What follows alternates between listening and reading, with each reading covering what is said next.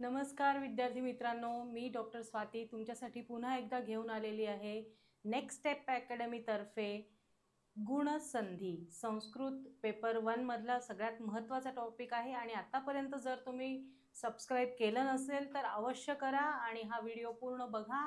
बघितल्यानंतर न विसरता लाईक करा. शिवाय डिस्क्रिप्शन बॉक्समध्ये आम्ही नवीन टेलिग्राम चॅनल लॉन्च केलेला आहे, त्याची लिंक पाठवलेली आहे. त्याच्यामध्ये तुम्हाला येणाऱ्या सगळ्या अपकमिंग व्हिडिओजच्या नोटिफिकेशन्स येतील, त्यामुळे टेलिग्राम चॅनलला तुम्ही जॉईन व्हा. तसंच आमचा व्हॉट्सॲप ग्रुप आहे, त्याला पण तुम्ही जॉईन व्हा. आजच्या व्हिडिओची पूर्ण PDF तुम्हाला फ्री ऑफ कॉस्ट आमच्या ॲपमध्ये मिळणार आहे. नेक्स्ट स्टेप अकॅडमीचा ॲप डाउनलोड करा, सबस्क्राईब करा आणि अवश्य लाईक करा. तर आजचा विषय आहे गुणसंधी. आपण संधीचे प्रकार मागच्या व्हिडिओमध्ये पाहिले: स्वरसंधी, व्यंजन संधी आणि विसर्ग संधी.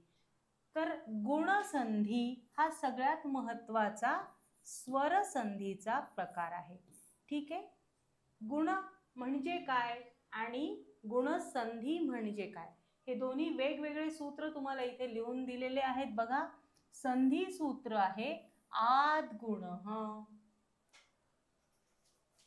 आद गुण म्हणजे सूत्रार्थ बघा, अ किंवा आ च्या नंतर ह्रस्व अथवा दीर्घ काय आलं असेल, इ उ रु रू हे वर्ण आले तर ह्या दोन्हीच्या ऐवजी क्रमशः, दोन्हीच्या म्हणजे कशाच्या, अ किंवा आ आणि इ उ रु रू पैकी जे कोण असेल त्याच्या ऐवजी क्रमशः ए ओ अर अल होते, त्याला आपण गुणसंधी झाला असं म्हणतो.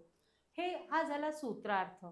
ठीक आहे, ह्याचं आपण पुढे डिटेल्स पाहूयात की हा कसं होतं. गुण म्हणजे काय? तर विद्यार्थी मित्रांनो, महर्षी पतंजलींनी प्रत्येक गोष्ट अतिशय थोडक्या शब्दांमध्ये आणि अधिक सारगर्भ अशी आपल्याला सांगितलेली आहे. आपल्याला माहितीच आहे की पाणिनींचे जे काही अष्टाध्यायी, नंतर गणपाठ, धातुपाठ, उणादी सूत्र आणि लिंगानुशासनम हे 5 मुख्य ग्रंथ होते. त्यांना उपदेश असं म्हणतात. आणि या उपदेशीय ग्रंथांवर काय केलेलं आहे, भाष्य लिहिलेलं आहे. कोणी भाष्य लिहिलंय तर महर्षी पतंजलींनी. त्याला आपण महाभाष्य असं म्हणतो. आणि त्यांनी काय केलेलं आहे त्या महाभाष्यामध्ये, तर ह्या सगळ्या ज्या काही शॉर्ट फॉर्म्समध्ये लिहिलेले आहेत की नाही सूत्र, त्यांचं आपल्याला एक्सप्लेनेशन दिलंय, म्हणजे त्यावर भाष्य केलंय. तर अदेंग गुण त्यांनी काय केलेलं आहे, एंग, एंग हा एक काय प्रत्याहार आहे. तुम्ही जर का माहेश्वरी सूत्र कंठस्थ केले असतील तर तुम्हाला लक्षात येईल, अ इ उण रुल रुक ए ओंग म्हणजे एंग.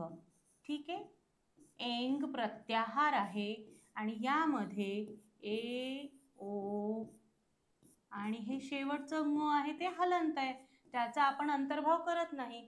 त्यामुळे अ, ए आणि ओ हे 3 वर्णांना आपण काय दिली आहे, गुणसंज्ञा दिलेली आहे असं आपल्याला पाणिनी महर्षी सांगतात. अदेंग गुण असं तुम्हाला आलं असेल लक्षात. अत हा तकार काय सांगतो की फक्त हा अ घ्यायचा आणि एंग, एंग म्हणजे ए आणि ओ. मग आपल्या लक्षात आलं असेल अ ए ओ याला आपण गुण म्हणायचं. क्लिअर झाली कन्सेप्ट? तर आपल्याला आता कळलंय की गुण म्हणजे काय. त्यानंतर आपण बघणार आहोत की गुणसंधी. मग आपल्याला गुणसंधी करायचं आहे. आपण मागच्याही संधीच्या व्हिडिओमध्ये पाहिलेलं आहे की एक संधीमध्ये एक पूर्ववर्ण असतो, एक परवर्ण असतो. कारण 2 वर्णांमध्ये जे एकत्रीकरण होतं त्याला आपण संधी असं म्हणतो. आणि मग एक काय होतो, तयार होतो संधिवर्ण. मग आपलं जे सूत्र आहे आद गुण संधी सूत्र आहे ते आपल्याला सांगतंय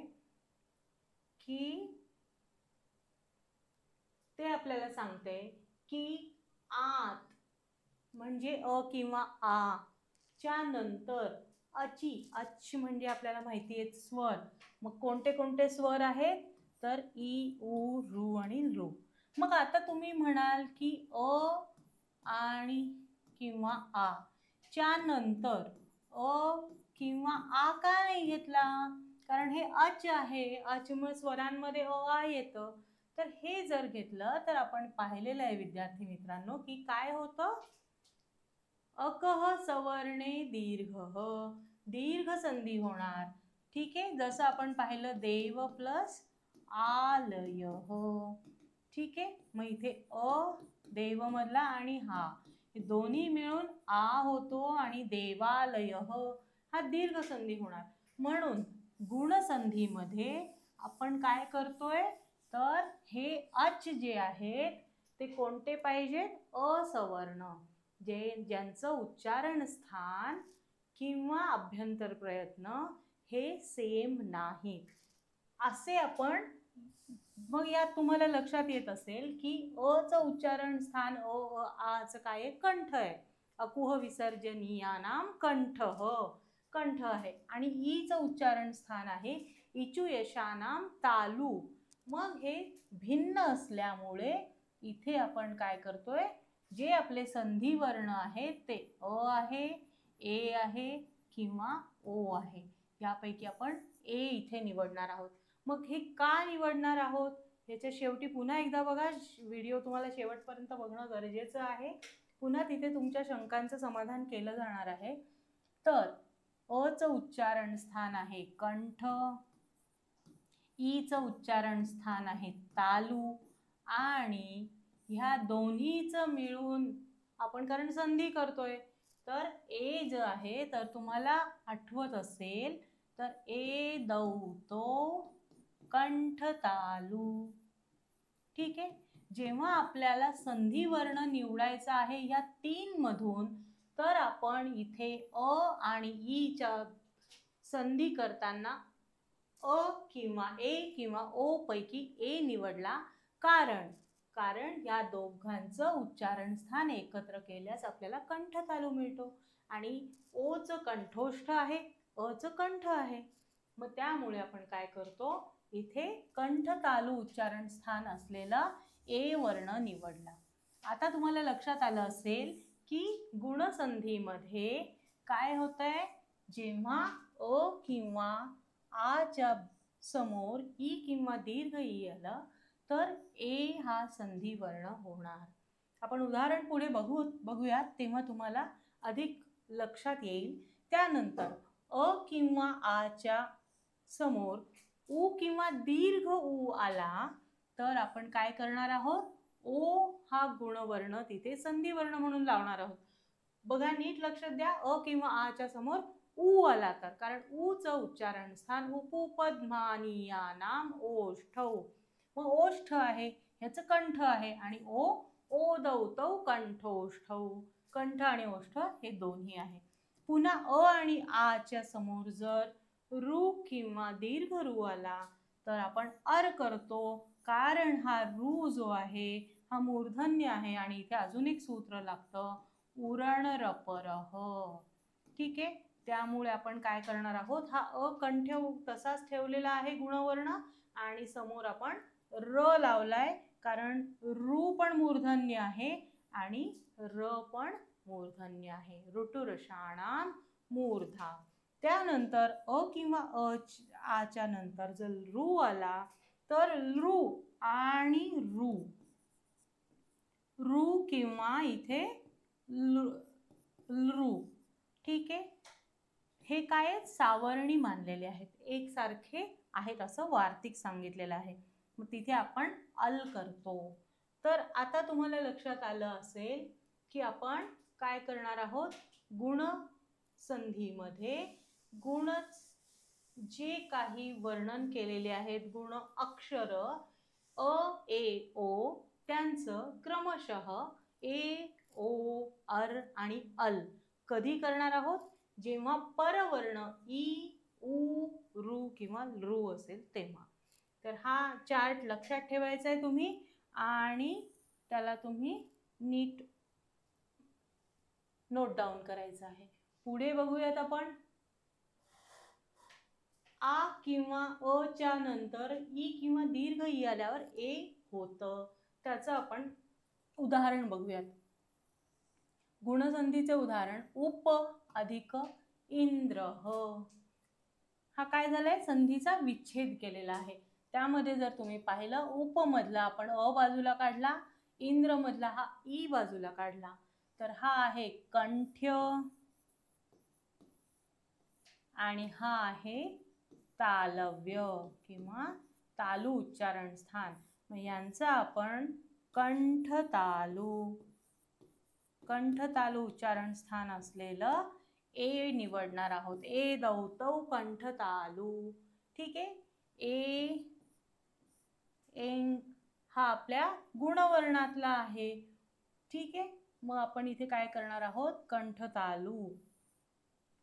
उपेंद्र ह आणि मग ह्या उप प्लस ए ह्या दोन्हीच्या जागी ही गोष्ट लक्षात घेण्याजोगी आहे की अ आणि ई ह्या दोन्हीच्या ऐवजी आपण ए घेत आहोत आणि इथे राहणार आहे इंद्र आणि मग आपलं उपेंद्र हा संधी शब्द तयार होतो.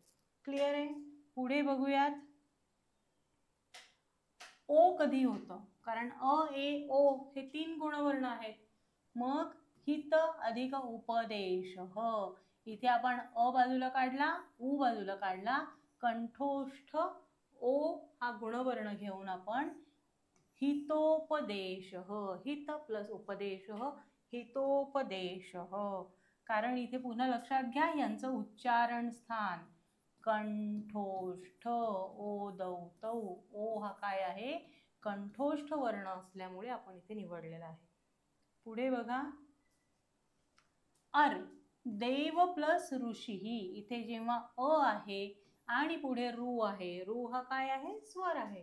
तर मी जसं सांगितलं इथे उरण रपरह हे सूत्र लागतं आणि अर हा आपला संधी वर्ण तयार होतो आणि मग रेफस्य ऊर्ध्वम गतीही देवर्षीही असंच महर्षीही.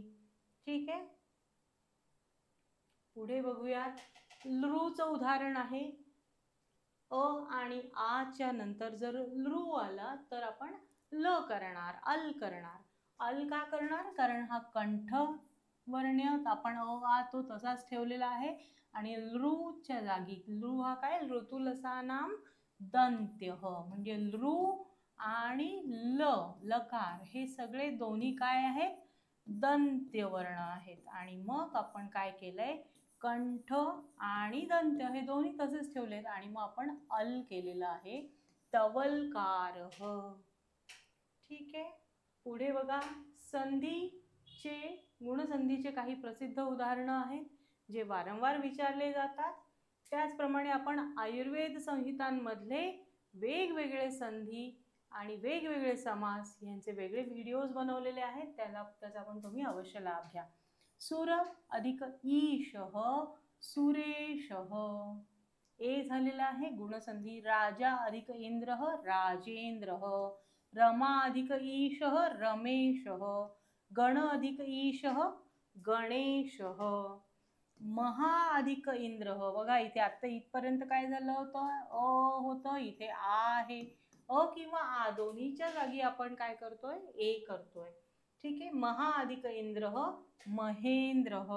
उमा अधिक ईशः उमेशः. त्याचप्रमाणे महा अधिक उत्सव महोत्सव. गंगा अधिक उर्मिः गंगोर्मिः. सूर्य अधिक उदय सूर्योदय आणि सूर्य अधिक ऊष्मा. आता सगळ्यांना आपल्याला जाणवणारा सूर्योष्मा. ठीक आहे. हे झालं. आता आणखी पुढे बघूयात. महर्षी आपण पाहिलं. ग्रीष्म अधिक ऋतू. इथे अर झालेला आहे आणि रेफस्य ऊर्ध्वगती हा रेफ आपण ग्रीष्म ऋतू. वसंत अधिक ऋतू वसंत ऋतू. ठीक आहे. आता असे तुम्ही सगळे शरद अधिक ऋतू शरद शकतो असे तुम्ही करू शकता. आता यानंतर एक बघूयात की मुख्य ह्याची शंका येते की अ ए ओ या 3 वर्णांना काय म्हणतात मुलांनो? तर या 3 वर्णांना मिळून आपण गुण ही संज्ञा दिलेली आहे आणि त्यांच्याच पैकी जेव्हा आपल्याला निवडायचं असतं तर ते आपण कशाच्या आधारे निवडत असतो की संधी वर्ण कोणता निवडायचा? ते उच्चारण स्थान आणि प्रयत्न यांचं सेपरेट व्हिडिओ आहे. त्याचं तुम्ही जर क्लिअर नसेल कन्सेप्ट तर वारंवार बघा आणि कन्सेप्ट क्लिअर करून घ्या, जेणेकरून तुम्हाला गुणसंधी आणि पुढचा वृद्धी संधी ह्यांच्यामध्ये सोडवताना कसलीही गल्लत होणार नाही. तर आय होप तुम्हाला लक्षात आलं असेल. आणि पुन्हा एकदा तुम्हाला मी सांगते की आमचं चॅनल सबस्क्राईब केलं नसेल तर अवश्य करा आणि तुम्हाला व्हिडिओ आवडला असेल तर लाईक करायला विसरू नका. धन्यवाद.